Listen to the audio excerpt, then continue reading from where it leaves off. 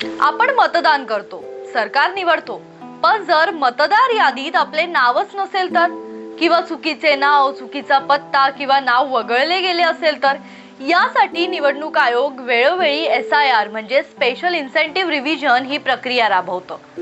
आज आपण या व्हिडिओमध्ये SIR बद्दल महत्त्वाची माहिती जाणून घेणार आहोत।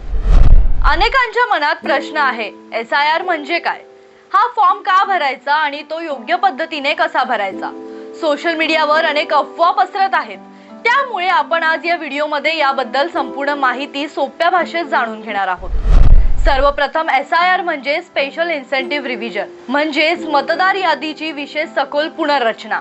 या प्रक्रियेचा उद्देश कोणाचेही मतदानाचे अधिकार काढून घेणे नाहीये, तर उलट मतदार यादी अचूक, अद्ययावत आणि विश्वासार्ह ठेवणे आहे। या प्रक्रियेत नवीन पात्र मतदारांची नावे समाविष्ट केली जातात, मृत व्यक्तीचे नाव वगळले जातात, चुकीची माहिती दुरुस्त केली जाते आणि एकाच व्यक्तीचे नाव 2 ठिकाणी असल्यास त्याची पडताळणी देखील करण्यात येते।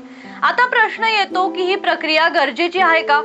समजा एखादी व्यक्ती एका शहरातून दुसऱ्या शहरात राहायला गेली, पण तिचे नाव जुन्या मतदार यादीतच राहिले, किंवा एखाद्या व्यक्तीचे निधन झाले तरी तिचे नाव यादीत कायम आहे। तसेच दरवर्षी लाखो युवक युवती 18 वर्षाचे होतात आणि प्रथमच मतदानासाठी पात्र ठरतात। अशा सर्व बदलांची योग्य नोंद करण्यासाठी SIR प्रक्रिया राबवली जाते। आता पाहूयात SIR फॉर्म कसा भरायचा।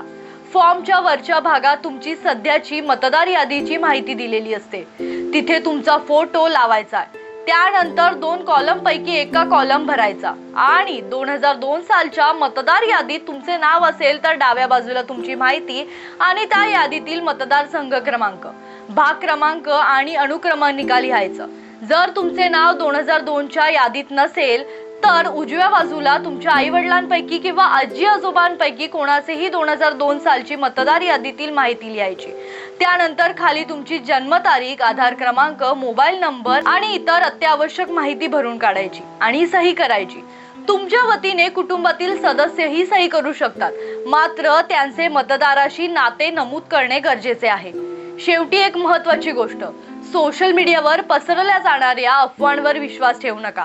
SIR चा उद्देश कोणाचेही नाव विनाकारण वगळणे नसून योग्य आणि अचूक माहिती मतदार यादी तयार करणे आहे।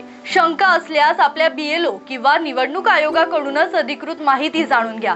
लक्षात ठेवा, मतदान हा तुमचा घटनात्मक अधिकार आहे आणि तो सुरक्षित ठेवण्यासाठी मतदार यादीतील तुमची माहिती अचूक असणं तितकंच महत्त्वाचं आहे। जागरूक मतदार बना, कारण मजबूत लोकशाहीची सुरुवात जागरूक नागरिकांपासूनच होते। तर अशा प्रकारचीच माहिती जाणून घेण्यासाठी जनशक्तीच्या YouTube आणि Instagram चॅनलला फॉलो करायला विसरू नका। धन्यवाद।